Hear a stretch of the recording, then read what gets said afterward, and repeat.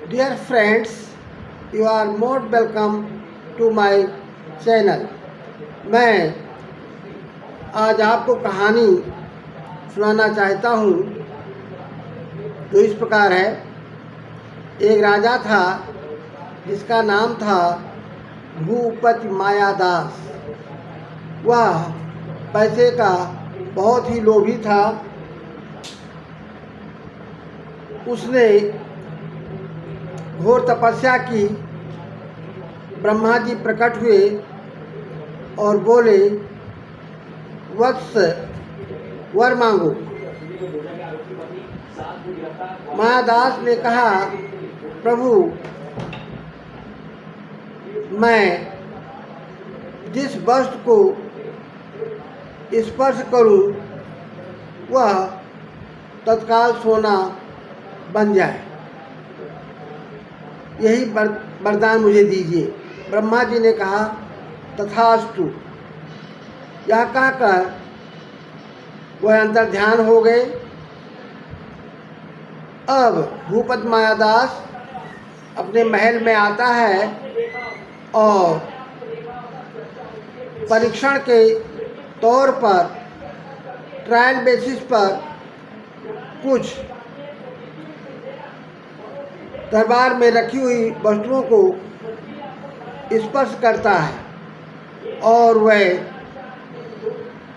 आनंद फानन में सोना बन जाती है। इसके बाद राजा को प्यास लगती है। उसने नौकर से कहा, एक गिलास पानी पिलाओ। नौकर एक गिलास पानी लाता है और राजा को गिलास थमाता है।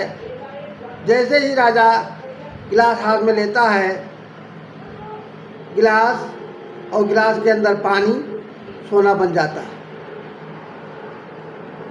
तभी राजकुमारी गुलदस्ता लेकर दरबार में आ जाती है और राजा को भेंट स्वरूप देने लगती है। राजा ने गुलदस्ता जैसे ही हाथ में लिया, गुलदस्ता सोना बन गया। अब राजा की खुशी का ठिकाना ना रहा।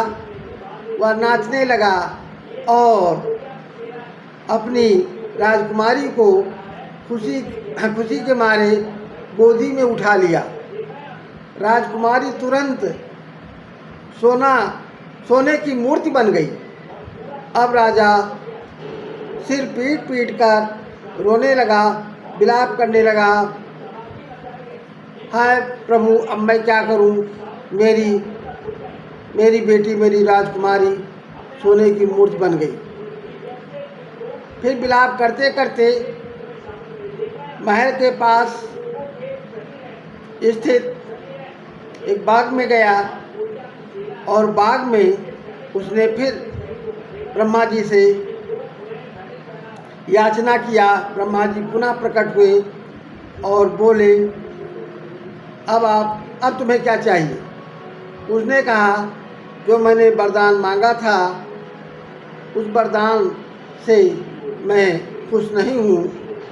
मेरी राजकुमारी सोने की मूर्ति बन गई है, अतः आप वरदान वापस ले लें और जो वस्तु पहले जिस अवस्था में थी वह वस्तु उसी अवस्था में हो जाए। ब्रह्मा जी ने कहा, ठीक है, बाग से जल ले जाइए और महल में जो वस्तुएं सोना बन गई हैं उन पर छिड़क दीजिए। अपनी राजकुमारी के ऊपर भी छिड़क दीजिए। सारी वस्तुएं और तुम्हारी राजकुमारी जो मूर्ति बन गई है वो पूर्व अवस्था को प्राप्त हो जाएगी। मायादास ने वैसा ही किया। राजकुमारी के ऊपर जल छिड़क दिया। राजकुमारी खिलखिलाकर हंसने लगी और सारी वस्तुओं पर जल छिड़क दिया और सारी वस्तुएं पूर्व अवस्था को प्राप्त हो गई। और फिर मायादास ने चैन की सांस ली और कहा, अधिक लोभ नहीं करना चाहिए।